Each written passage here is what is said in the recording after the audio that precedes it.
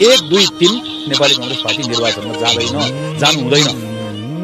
1, 2, 3 Nepali Congress party निर्वाचनमा जानु हुँदैन। प्राय क्याम्पस लेभलमा पढ्ने विद्यार्थीहरू के गर्छन् भने पढ्ने बेलामा पढ्न पनि जान्नन्, विभिन्न दल पार्टीको झोला बोकेर नारा जुलुसतिर हिँड्छन् अथवा कुनै होटलतिर गएर चाहिँ गाँजा भाङ खान्छन्।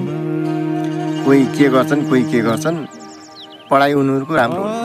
अनि जब परीक्षा आएपछि उनीहरूको सोच एउटा नयाँ सोच के आउँछ भन्दाखेरि अब परीक्षा दिन गएर पनि पास हुने सम्भावना हुनु, सबैमा खोल्यात्तै चाहिँ भएपछि बेइज्जत हुन्छ।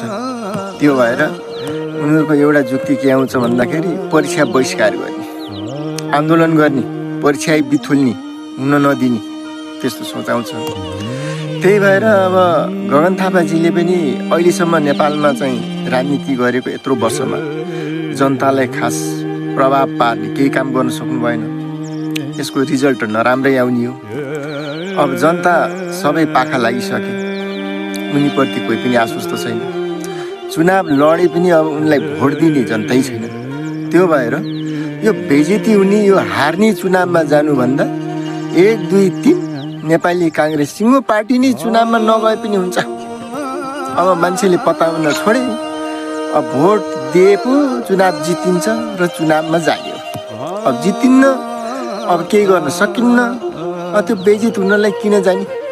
बरु अब सिङ्गो पार्टी नै बरु चुनावमा नजाने, बरु त्यो भन्दा अब हामीले जे गर्यो गर्न सकेको जति पनि गर्यो, अब गर्न नसकेको जति गरिनौँ।